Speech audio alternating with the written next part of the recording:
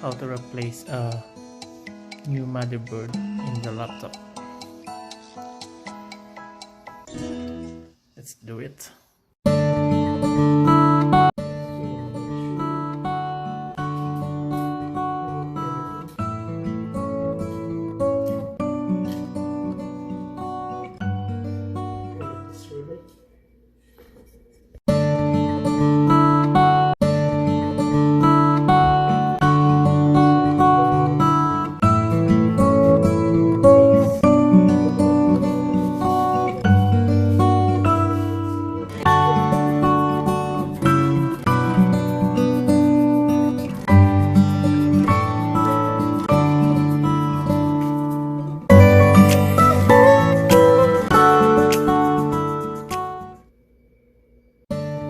So make sure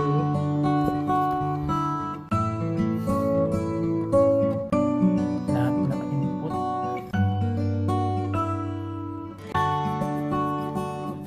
So malapit na, ready to go.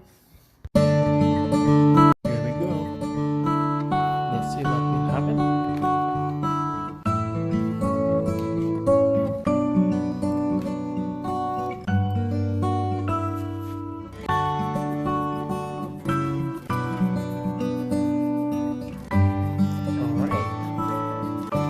Success.